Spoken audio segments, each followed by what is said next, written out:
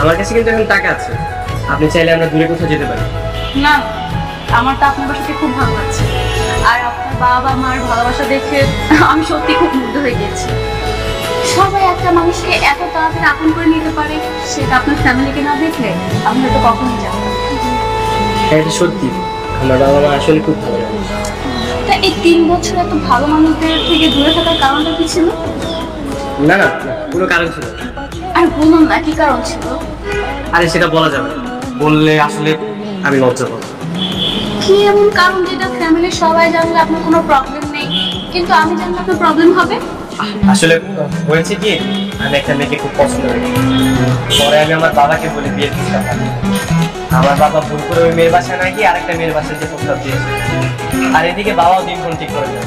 আর যেদিন বিয়ে হওয়ার কথা ছিল, আমি তো বর্ষাতে প্রায় রেডি হয়ে গেছিলাম, গিয়ে দেখি ওই মেয়েটা, আমি যে মেয়েটাকে পছন্দ করতাম তার বিয়ে হয়ে গেছে, আর এটা ছিল একটা মোটা মেয়ে। আপনার বাড়িতে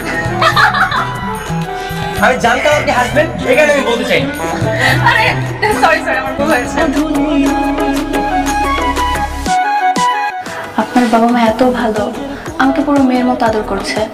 আমার মনে হচ্ছে আমি সারাটা জীবন এই বাসাতেই থেকে যাই। থেকে যান না, নিষেধ করে থেকে।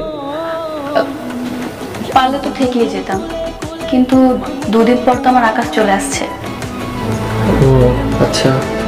আচ্ছা, আমি যদি চলে যাই আপনি কি আবার গুন্ডামি শুরু করবেন? জানি না। আজকে আপনাকে আমাকে একটা কথা দিতে হবে। কি কথা? আপনি আর কখনো গুন্ডামি করবেন না, প্লিজ।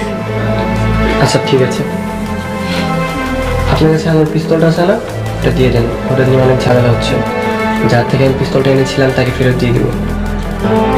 দেখতে দেখতে 7 দিন কেটে গেল, তাই না? হ্যাঁ। কালকে চলে যাচ্ছি। গিয়ে কি বিয়ে করে নেবেন? না, দেখি কি করা যায়, তবে কালকে কিন্তু আপনার সাথে যাবেন। আমি গিয়ে কি করবো, আমার তো কোনো কাজ নেই।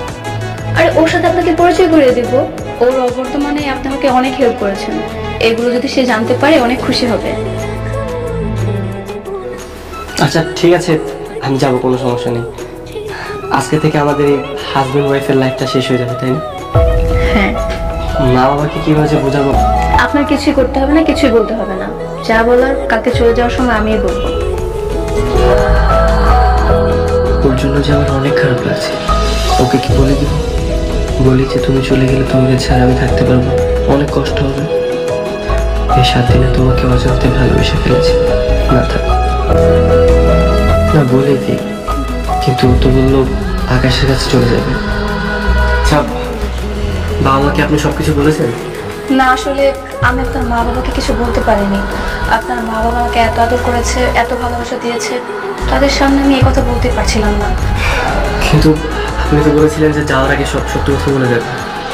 হ্যাঁ, তা বলেছিলাম, কিন্তু আমার একটা সত্যি কথার কারণে তাদের মুখের হাসি আমি কেড়ে দিতে চাচ্ছিলাম। আচ্ছা।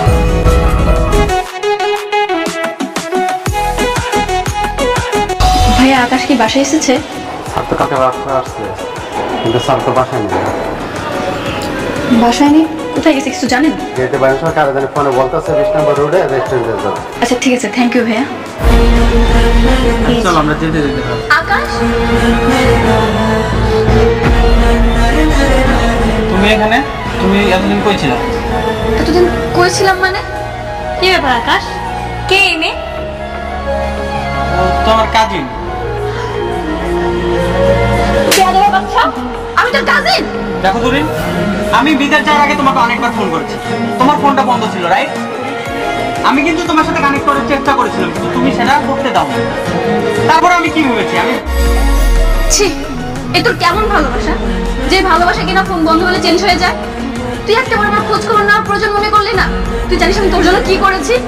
আমি আমার বাবা মার মান সম্মানের কথা চিন্তা না করে বিয়ের আসর থেকে পালিয়ে চলে এসেছি। একটা অজানা ছেলের বাসায় আমার 7 দিন থাকতে হয়েছে, কিন্তু আমি এখন মাত্র তার জন্য কি করেছি? তুই তো একটা ক্যারেক্টারলেস। ক্যারেক্টারলেস? এই, আমি ক্যারেক্টারলেস না তুই ক্যারেক্টারলেস?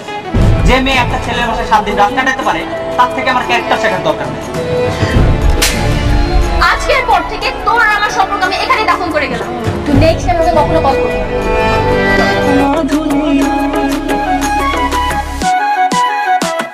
স্যার আপনার বাড়ি থেকে আপনার মেয়েকে যে ছেলে কিডন্যাপ করেছে তার নাম আকাশ নয়, তার নাম হচ্ছে তানভীর। আমরা সিসি ফুটেজ দেখে তার নিশ্চিত হয়েছি। ভালো করেছেন।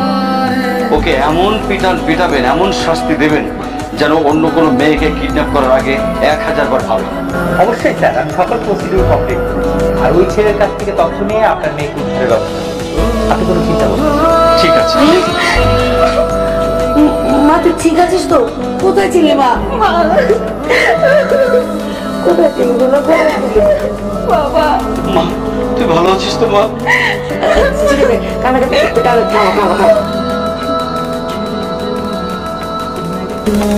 রাখিব, ছেড়ে দেব না।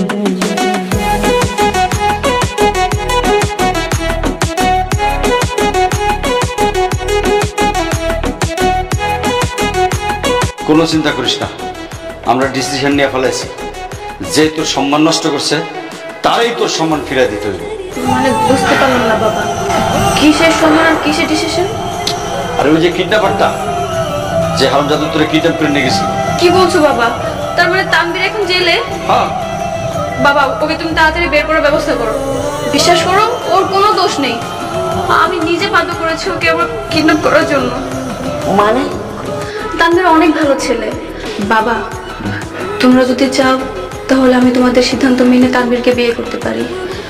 ওর ফ্যামিলির লোকজন এত ভালো যে আমি যে ধোঁকা খেয়েছি তার কষ্ট থেকে তাদের জন্য আমার বেশি কষ্ট লাগছে। বুঝছি, সব বুঝতে পারছি। যত তাড়াতাড়ি সম্ভব হবে ছাড়ানোর ব্যবস্থা করতেছি।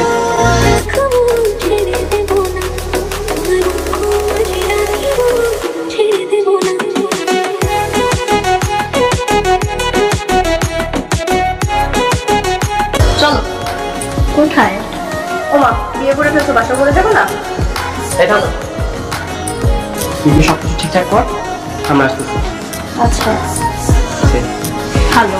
তোমার কেমন লাগছে? আমার খুব লজ্জা লাগছে।